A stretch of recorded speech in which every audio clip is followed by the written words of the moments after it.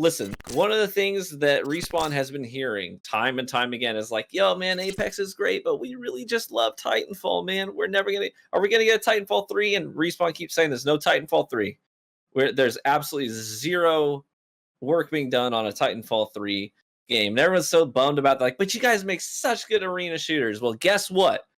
They are like dropping these like mega hints right now about an Apex Legends arena mode. And I want to unpack this a little bit because it's actually really cool how they have brought this. It's huge news. The way they've brought this in is so cool. So if you're a Titanfall 2 or Titanfall gamer, right? And if you like Titanfall 2, which if you played the campaign, it's an exceptional campaign. There's a boss fight where you have on top of this ship that's like flying through the air, you have this boss fight with a guy in a North Star mech, right? In a Titan. And his name's Viper. It's this really cool fight. You know, you think you beat him, and then he ends up flying back up and like rips the arm off of BT. It's like this big showdown, right? And you're like, oh, I gotta kill this guy. It was one of the best boss fights in the game.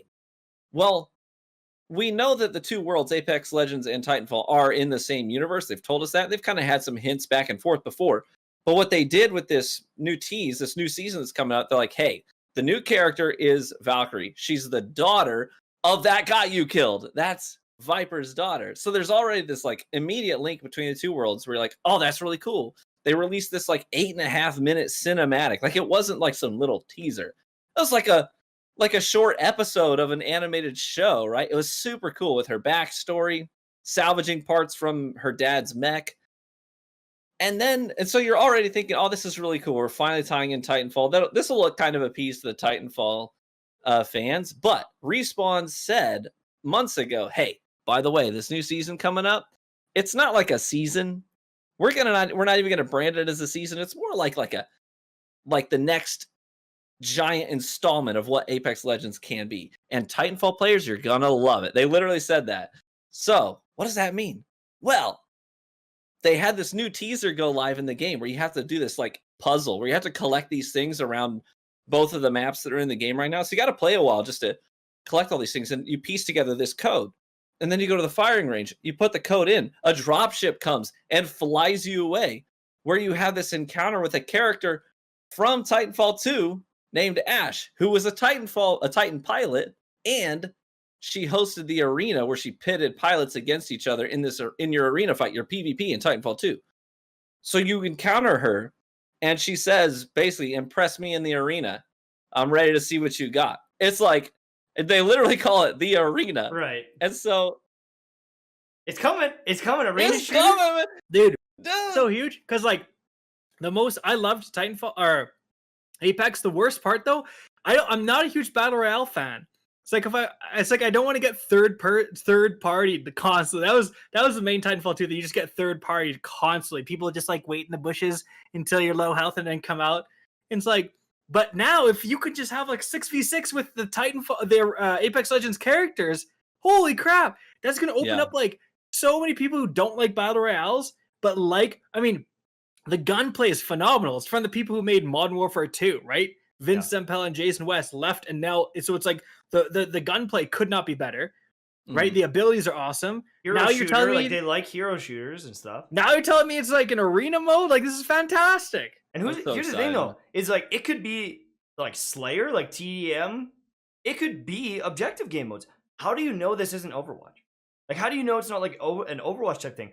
Dude, yeah. What if this is the next big game and it's sitting right in front of us? Think about when Apex came out. Apex did very well. It kind of blew up. You know, we've seen Valorant. Valorant kind of blew up. Who's to say that this isn't the game that Ninja, Courage, Lupo, all the big guys, Dr. Disrespect that are playing, Shroud are on top of it because it's number one, it's good. It's got that audience.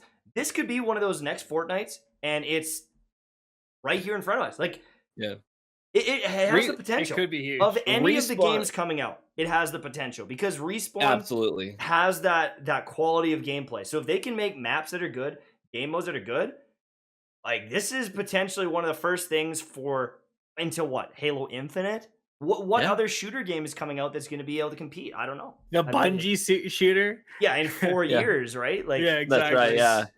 They're just now hiring talent. It's going to be a while. Yeah. Yeah. I'm So excited I'm for it. definitely It is man. huge news. Like that is a big deal. We'll that have it to can try it get like a out. We'll have to normal play it and multiplayer get together. arena mode. Yeah, and Dude, I'm Apex has been absolutely slaying now. They've been breaking records. They've been hitting concurrent player counts that are astronomical. They've been releasing banger seasons. They're making absolute bank on their events that they're doing and the cosmetics they've been releasing. They are rolling in the cash. They've got the capital. They got the talent. Oh man, I'm ready to see what this is going to be about. And like, I feel like right now they do have a lot of like, they've got like a very large like Japanese and like Korean audience and stuff. But I feel like the North American audience has fallen off a little bit more with Apex. Maybe this brings it all back. Like, don't get me wrong, there is a lot of player base still, and like they're doing great. But I feel like there has been a bit of a lull in Apex, despite strong numbers. None of my friends are playing Apex. Like, not a lot of them. Are, like, well, okay, other than you, but like, you're not my friend, right? You're my podcast host. I'm just kidding. I love you. I'm just kidding. But like, So like, I don't know. No one yeah, else is I really think playing Apex other than like here and there.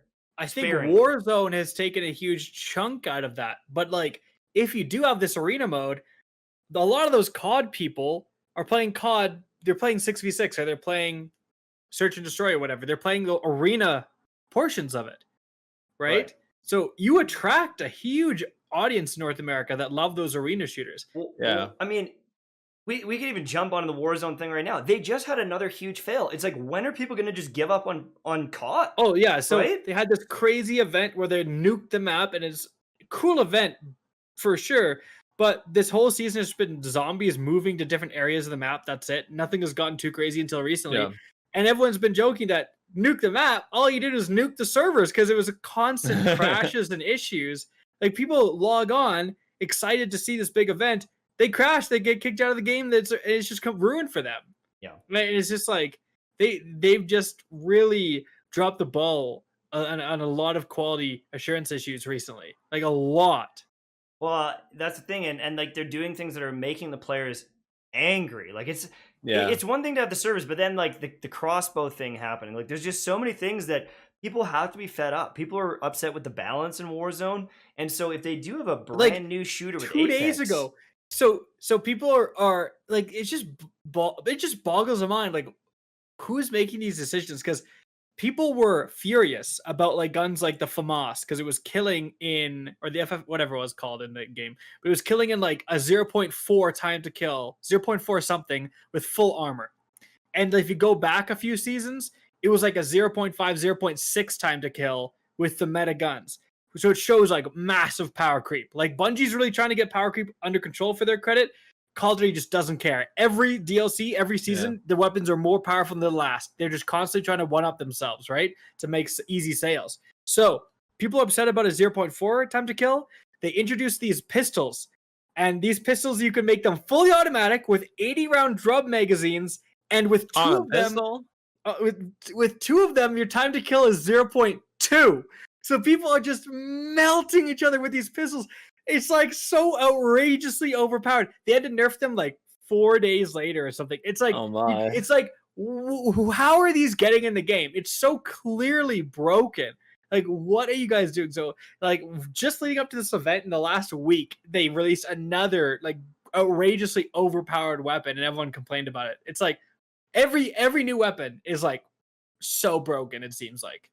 I just want to know, when are these companies going to test their freaking when game? are they going to be properly, well, not even that, but when are they going to be properly prepared for launch days, big events, like server side?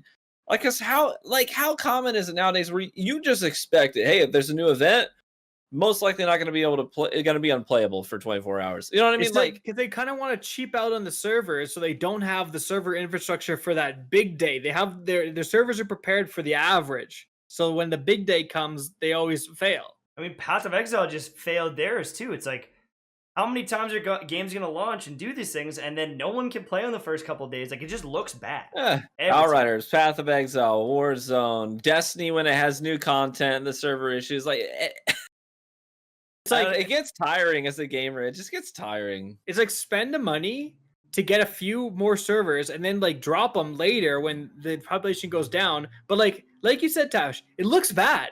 Your new game, your new thing is launching and no one can play and everyone's on Twitter bitching about it. It's like, it doesn't look good. It's a PR disaster. Like, just spend a little bit of extra money on some servers for that initial launch. Yeah. And if you have a smooth launch, it'll do wonders for your game. That's right, because as it stands with a lot of these launches and event days, the very first articles out there from IGN and Forbes and GameSpot are about how you can't play it and about how crappy it is. So the very first press that people are seeing is bad press. Yeah, it's like, why? It's like, and balance issues too. It's frustrating because it's like, if I was doing if any of us three were doing testing for Warzone and we got our hands on those pistols and did a time to kill calculation and used them for a bit on bots, we'd be like, you can't release these, you idiots. Like, this is overpowered. It would take any creator, anyone who plays the game, it would take them 10 seconds to realize that you can't release these. It's too powerful. So it's like, how does it keep getting released? And I think it really is that they know they're overpowered, but they're doing it because it's the new thing and you have to buy the new season to get new things. So they're willing to destroy the meta of their game to make a few sales. It's kind of crazy. It's like you say that, and then Elite said it looks bad, but it still makes them money and it pays their bills. I think they couldn't care less. But at what point is the complacencies of these companies, is it going to lead to their sales dropping? Is it going to lead to people leaving?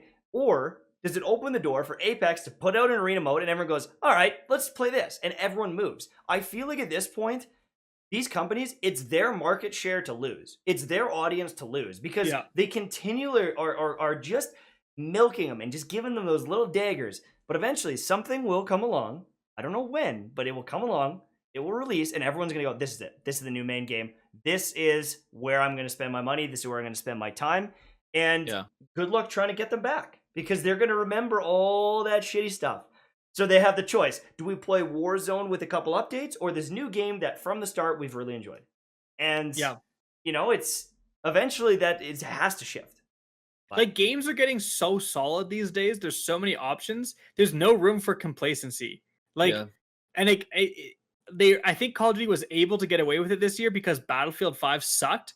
But if Battlefield 6 brings it and there's a Battlefield 6 Battle Royale that's like free to play, dude, people are gone. They're going to get killed by those stupid pistols and they're going to say, they're going to turn off their game and they're going to load up Battlefield and say, I'm not doing this, right? Like, the complacency just will not be able to stand for much longer.